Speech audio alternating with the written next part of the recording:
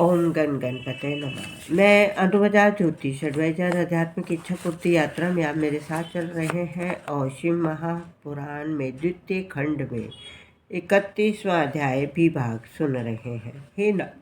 नारद हे नारद, छू की इस बात को सुनकर दधीची ने अपने बाएं हाथ से उसके मस्तक पर एक थप्पड़ मारा। ब्राह्मण की श्रेष्ठता को प्रमाणित कर दिखलाया। ये देखकर छू ने अपने हाथ से वज्र उठाकर दधीची को मार डाला।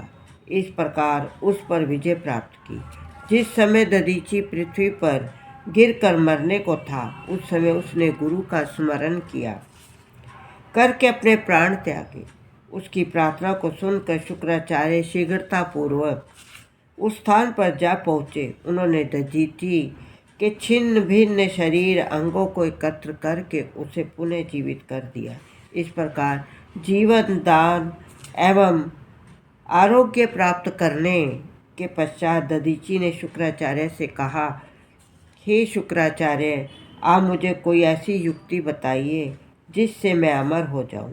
ये सुनकर शुक्राचार्य ने उत्तर दिया, हे दधीची, ऐसा वरदान केवल शिवजी दे सकते हैं। ब्रह्मा विष्णु आदि देवता भी उन शिवजी के चरण सेवक हैं। उन्हीं की सेवा द्वारा मैंने ये संजीवनी विद्या प्राप्त की है। उनका मृत्युंजय नाम तीनों लोकों में प्रसिद्ध है। उनकी कृपा प्राप्त करके बाणासुर अमर हो गया और वह सब राजाओं मुनियों ब्राह्मणों में श्रेष्ठ बनकर शिवपुरी में निवास करता है। शिवजी की सेवा करके ही दुर्वासा ऋषि तीनों लोकों के स्वामी बन बैठे हैं। अपने उत्तम चरित्र द्वारा धर्म की रक्षा करते हैं।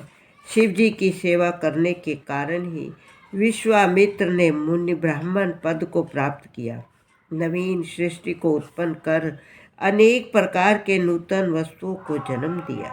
ब्रह्मा जी दिन रात शिवजी की सेवा में संलग्न रहते तथा उन्हीं की आराधना के कारण ही मार्कंडेय ऋषि कल्प समाप्त हो जाने पर भी जीवित बने रहे।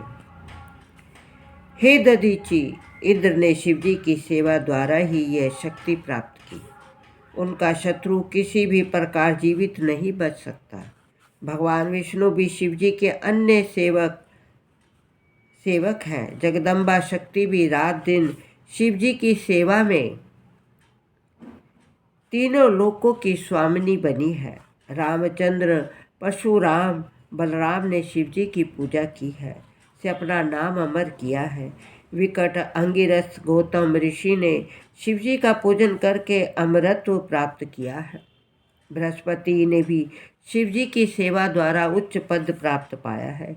इंद्र मुनि बिना इच्छा के ही शिवजी का नाम लेने के कारण शिवगणों में सम्मिलित हो गए। वैश्य वर्ण नदी ने शिवजी की सेवा द्वारा उच्च पद प्राप्त किया है।